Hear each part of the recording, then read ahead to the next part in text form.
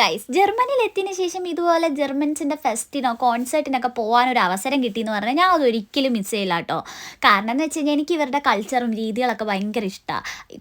കൂടുതൽ അറിയണം എന്നുള്ളൊരാഗ്രഹമാണ് ഇപ്പം എൻ്റെ മനസ്സിലുള്ളത്. പക്ഷേ ഈ കോൺസേർട്ടിനൊക്കെ പോയിട്ട് എനിക്കൊരു വക മനസ്സിലാവില്ല.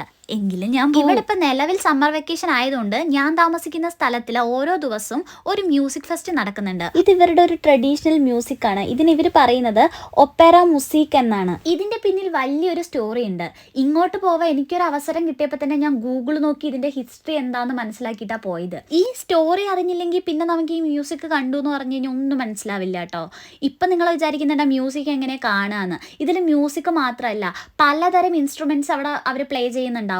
അതോടൊപ്പം തന്നെ ഇവരൊരു സ്കിറ്റ് പോലെയാണ് ഇത് അവതരിപ്പിക്കുന്നത്. കാണാൻ നല്ല രസമാണ്. അപ്പം ഞാൻ നിങ്ങൾക്കൊരു ചെറിയ സ്റ്റോറി പറഞ്ഞുതരാം. പണ്ട് 17-ാം നൂറ്റാണ്ടിൽ പ്രിൻസ് ടാമിനോ എന്നൊരു പ്രിൻസ് ജീവിച്ചിരിപ്പുണ്ടായിരുന്നു. പുള്ളിക്കാരൻ്റെ വിചാരം പുള്ളിക്കാരന് ഭയങ്കര ധൈര്യമായിരുന്നു. അതുകൊണ്ട് തന്നെ മന്ത്രവാദവും മായാജാലവും സൗഹൃദവും ഒക്കെ കൂടി കലർത്തിയിട്ട് പുള്ളിക്കാരനൊരു പരീക്ഷണം ചെയ്തുകൊണ്ടിരിക്കുന്നുണ്ടായിരുന്നു.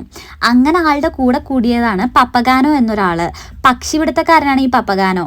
ഈ ആൾ വരുമ്പോഴാണ് ഈ കഥ ശരിക്കും സ്റ്റാർട്ടാവുന്നത്. അങ്ങനെ ഇവരുടെ അടുത്ത ലക്ഷ്യം എന്താന്ന് വെച്ചാൽ പാമിന എന്നൊരു ഗേളിനെ രക്ഷപ്പെടുത്തണം. കുറെ കഷ്ടപ്പാടിനൊടുവിൽ എങ്ങനെയൊക്കെ ഇവർ രണ്ടുപേരും കൂടെ ചേർന്ന പാമിന എന്ന ഗേളിനെ രക്ഷപ്പെടുത്തും. അങ്ങനെ അവസാനം ഈ പ്രിൻസ് മനസ്സിലാക്കുകയാണ് ശരിക്കുള്ള ധൈര്യം എന്താണെന്നും യാഥാർത്ഥ സൗഹൃദം എന്താണെന്നും അതേപോലെ തന്നെ ഒരു പാട്ട് കൊണ്ട് ഒരു മനുഷ്യന്റെ മനസ്സ് എത്രത്തോളം കീഴടക്കാം എന്നും മനസ്സിലാക്കിയെടുക്കും.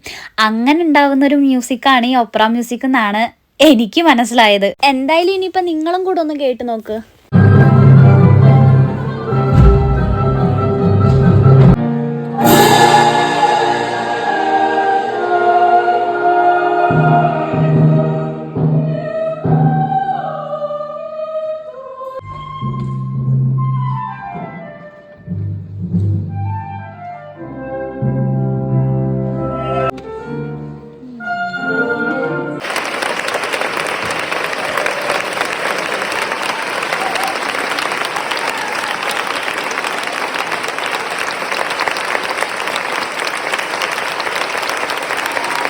അപ്പം എങ്ങനെയാണ്, ഇഷ്ടപ്പെട്ടോ?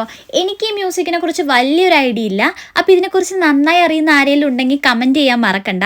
അതുപോലെ തന്നെ നമ്മുടെ ചാനൽ സബ്സ്ക്രൈബ് ചെയ്യാത്തവരാണെങ്കിൽ സബ്സ്ക്രൈബ് ചെയ്യാനും ഫോളോ ചെയ്യാത്തവർ ഫോളോ ചെയ്യാനും മറക്കണ്ട. ഇനി അടുത്തൊരു വീഡിയോ ആയിട്ട് വരുന്നവരേക്ക് ബൈ.